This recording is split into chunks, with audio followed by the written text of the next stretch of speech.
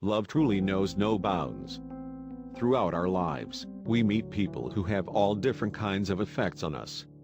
Sure, some folks we can't stand to be around, but others sweep us off of our feet and make us want to spend an eternity with them. This feeling of unprecedented love is, perhaps, the greatest gift we can receive.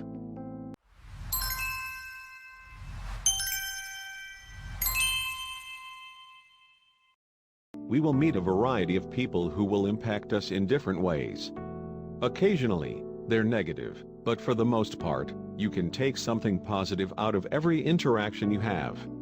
And when you finally do meet the person that makes you fall madly in love, you know you've reached the pinnacle of human emotion. When Maria Garcia met her husband, Miguel Restrepo, their lives were on the verge of irreparable disaster. Even though they had very little hope for the future, they knew they cared about each other more than life itself, and they wanted to try to make a relationship work amidst their struggles. They lived in Medellin, Colombia, a place known for its violence and widespread narcotics trafficking. When Maria and Miguel first met each other, they were both struggling badly with drug addiction themselves. To make matters even worse, neither one had any steady source of income or a family that wanted anything to do with them. They were on their own, so they decided to make a home in the unlikeliest spot imaginable: the sewer. It was there where they were able to come together to kick their addictions. When they are both living on their own, it was too difficult. There was too much temptation all around them. But together, they were able to support each other's needs and goals. You would think that, as their lives improved, they would have naturally wanted to move out of their sewer home and into something a little more practical. But not Maria and Miguel. They were perfectly fine right where they were.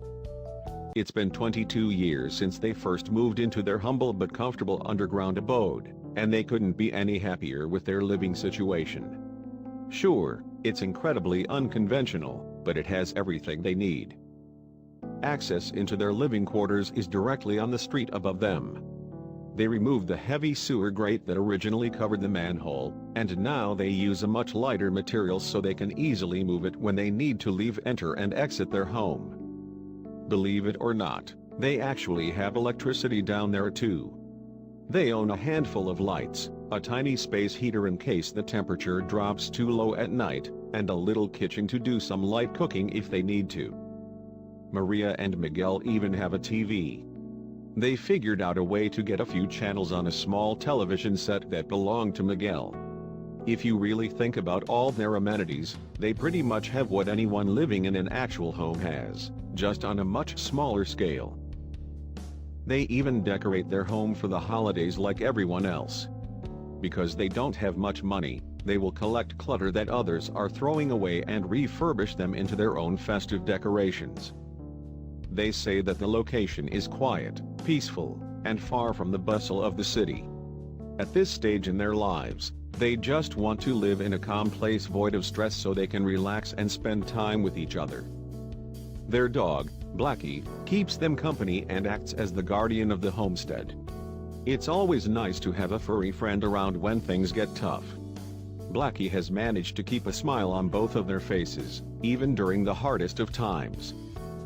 People who know them often ask if they ever think about leaving, and their answer is always a resounding no.